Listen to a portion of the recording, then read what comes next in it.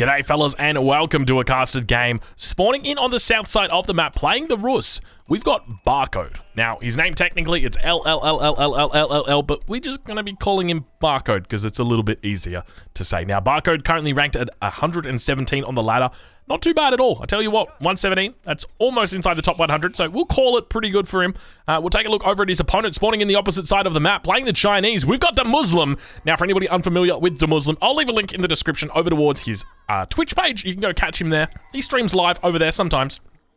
An incredibly entertaining guy from the UK, currently living in Sweden. And as far as I'm aware, it gets pretty cold over in Sweden. I'm a little bit jealous. Every time I watch him, he's like talking about how it's snowing outside. And I don't know about you guys, but every time like it's cold outside or it's wet outside or, you know, we don't actually have snow, at least where I'm from in Australia, we don't have snow. But I would suspect, you know, when it's snowing, then you don't feel guilty when you're inside playing games. Like the wife comes to you and she's like, ooh, gamer, like, you know, whatever your gamer ID is. Like for me, it's Drongo. Like, oh, Drongo, it's a beautiful day outside. I wish we could go and have a picnic. But you know what? When it's raining, when it's snowing, she can't do it. She can't do it, can she? No, she cannot. So that is, you know, it's sad, but it's the truth. And I'm a little bit jealous of him. But speaking of jealousy, he's got 6 sheep. So I suspect Barcode's probably going to be a little bit jealous of him as well. 6 sheep is pretty nice considering we're at a minute 34. Now, do note that he is playing against the Rus. Barcode should probably be picking up these wolves. Indeed, he does. First wolf going to be lured. Second wolf going to be lured up. Very nice from Barcode. Now going to be killing off the hunt that's in his base with his second scout that's come out from the hunting cabin, and he's going to be looking to begin adding a few more of those scouts in and actually sending in a sheep. You got to be careful when you do this. I don't know what causes it, but there is like a little bug where sometimes they will just lose their way. These little sheepy boys, look, once you gain control, once you put this little beautiful little blue collar on them, technically they should be yours forever until an enemy scout comes by or somebody slaughters them. But they do get a bit confused sometimes. They'll just be going through the berry bushes and then they'll just lose their allegiance. I don't know what causes it exactly, but it looks like that Barcodes isn't going to lose his allegiance, at least not today. Demuslim are actually finding the majority of hunt over here from Barcode, so he's going to be pretty happy with that, denying that hunt nice and early. No second scout coming out for Demuslim. Obviously got the IO out here. Going to be killing all of these deer back at his base and using his villagers to do it, so it's going to be denying him. And beautiful micro, or beautiful macro coming in. I don't even know micro or macro, probably a little bit of both coming in from Demuslim, so you can see him returning the tax gold back to his town center, so he's not even going to need a gold mine to actually get up to the next age. He's going to be able to do that all with his tax gold. You can see he's sitting on 18 at the moment. We'll wait for 2 more villagers to come in and deliver, and then he should be able to actually use or send that back, and he's going to be able to collect max tax there. Don't you love a little bit of max tax? It rhymes. But now we've got the we've got Barcode's scouts heading in towards this area. Now he should put 2 and 2 together and go, well, hold on a minute. There's a lot of villagers here, and they've all killed the deer. There's nothing really for me to gain. Like, I don't think that there's really much to gain by doing this. Like, ideally, you should just be out on the map. You should be looking to secure wolves, looking to secure those deer if you haven't already. That's primarily it. But now we've got the scouts coming in for a little bit of a scout war. If he was, honestly, what I would be doing right now is Demuslim, just send your villagers over and just start right-clicking the sheep. That really pisses off the Rus player, and they would get out of there quick smart. You know, you'd only kill 1 or 2 sheep before they'd be like, okay, sorry, because they need these sheep. They obviously, he needs to keep these because, as I've mentioned many a time before, for the Rus player, there's this window that happens, and it's about to happen pretty shortly, actually, where you may not have enough food to last you before your professional scouts comes in.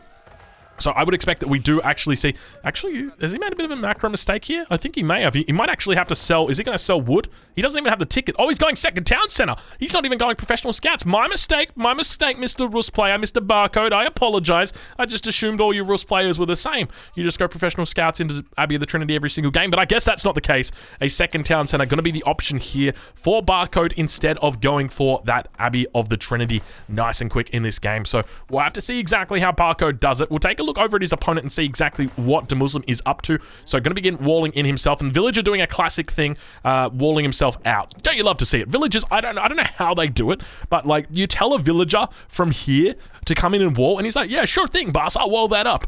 And then he like comes in, walls this, walls this, walls this, and then he like walks around in a circle, like collects 3 berries from different bushes, and then comes back, and now he's on the outside. And then like all of a sudden now he's walled out. Congratulations, and you've got to spend 25 wood. Is it 25 wood on a gate? Yeah, 25 wood on a gate. Thanks a lot, villager. Yeah, thanks a lot, mate. Now, look, you probably would have made the gate anyway, but you guys know what I mean. You guys know what I'm talking about. Villager up towards the north, going to be doing the same thing, managing to keep itself inside the wall, so very nice of that villager. And I love that they finish off the corners first, or finish off the corners last, rather, I should say. So really, really nice moves there. Obviously, the corner palisades not actually needed, so you can cancel them before they get constructed, and you technically don't lose anything. But we'll take a look at how Demuslim's doing. Looking like he's probably going to be going towards a town center himself. We're at the 5 minutes 30 mark here.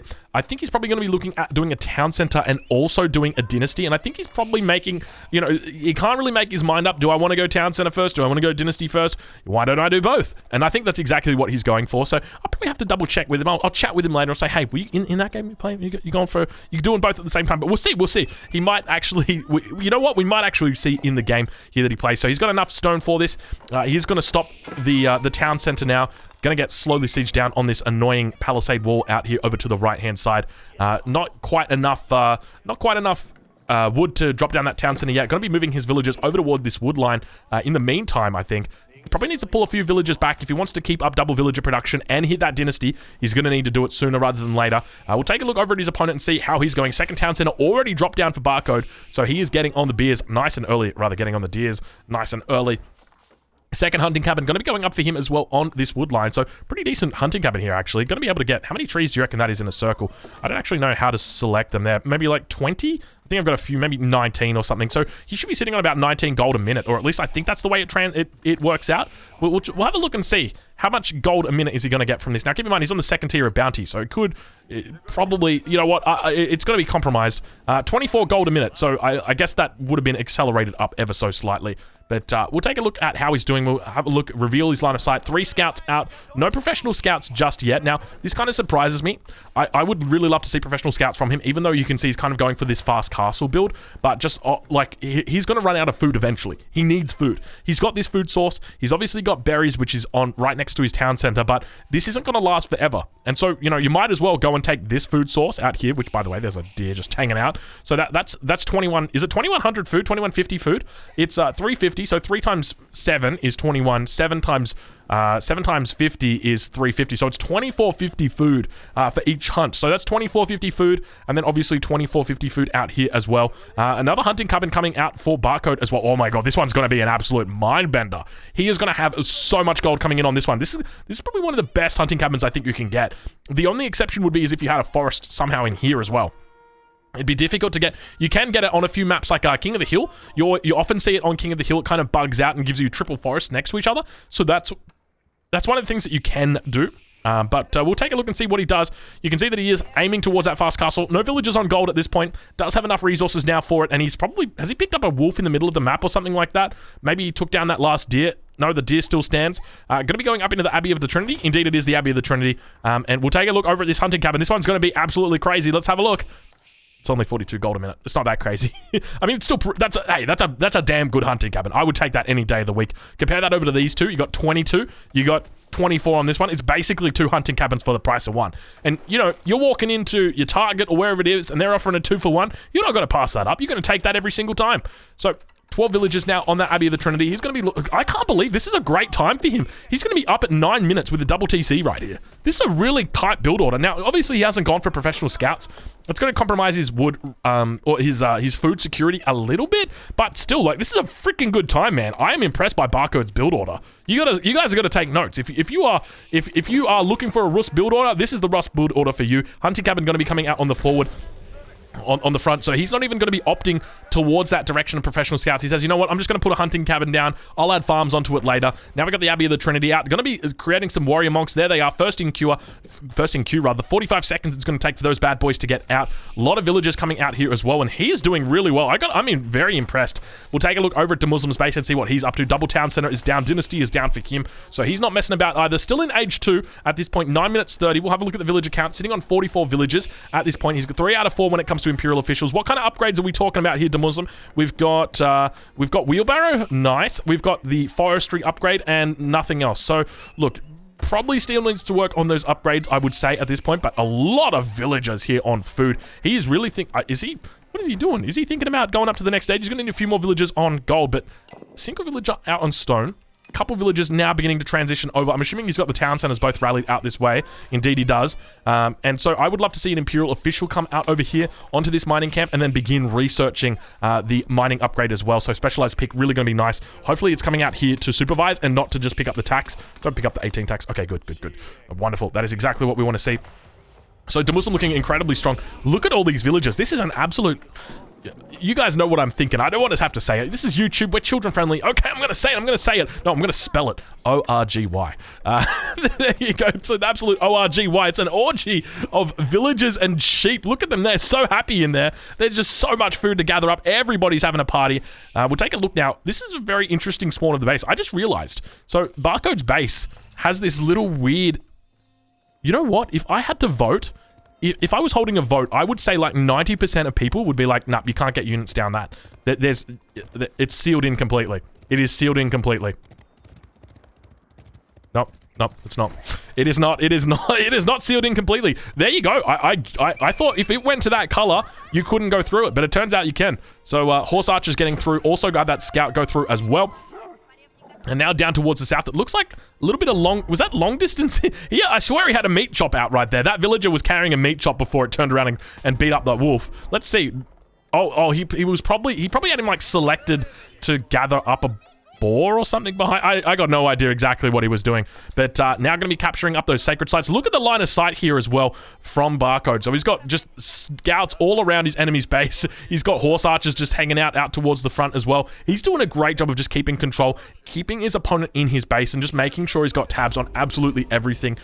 We've actually got a bit of a front wall deletion here from DeMuslim, so he's actually going to be going for the stone wall. So I didn't realize he was a bit of a stoner, but it turns out he is deleting the back wall as well. Probably not going to have enough time or enough resources to put that down immediately. It's going to take a little bit of time. He does have villagers now going over towards it, slowly going to be building away at this astronomical clock tower. A lot of villagers on wood. What is he planning to do with all this wood? I'm assuming probably adding in farms. He's getting to the point where he's running out of food. He's obviously got berries that he can go for, but these guys are outside of his base and they're outside of his stone walls, and you know, ideally you don't want to be messing with that. Now Barcode does spot this, and Barcode's just going to let him do it. He's going to let him play into it, and I think that's part of Barcode's plan. If I'm Barcode, honestly, at this point, I'm just like, that's fine.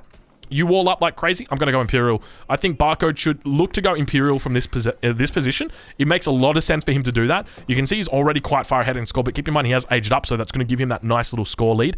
But honestly, from here, age up, go the High Armory.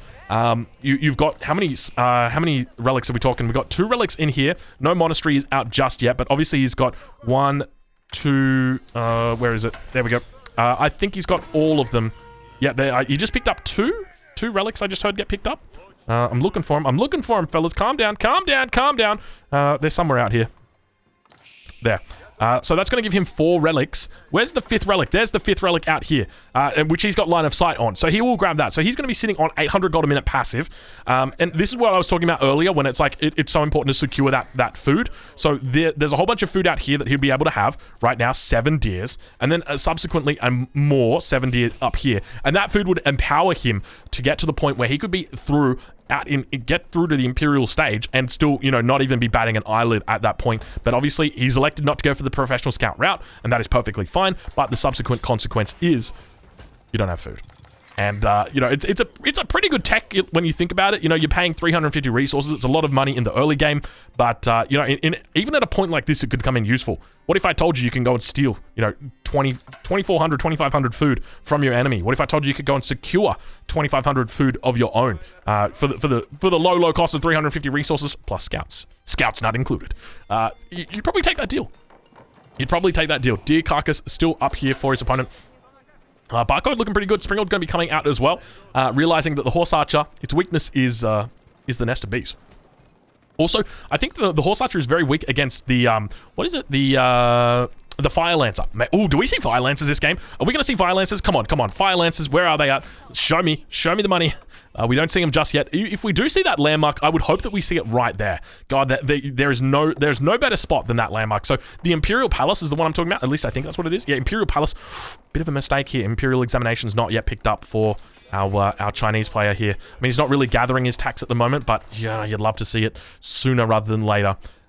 One thing to note for anybody playing along at home, this gate has been placed incorrectly, but it is strategically placed incorrectly. So the idea is, at least this is my understanding, you place the gate this way so that if your enemy was to come with siege towers, they put themselves up on top here, and then there's no way in. They just have to go back down, because you can see the little doors are on the opposite side of the gate, and for whatever reason the controls of the gate, the only one who knows how to operate the gate are the red players, and you would think that there would be like some sort of control here to move the gate up and down. It turns out that is not the case. It is only the red players who know where the magical key is, and it's always on their side, it seems. Bloomery now going to be coming in for Demuslim here. He's looking pretty good at this point in time. We take a look at the scores and see Demuslim is pulling ahead a little bit, up about 200. Village account, he's sitting on 97 at the moment, despite only having 2 town centers, so he is booming to his heart's content at this point.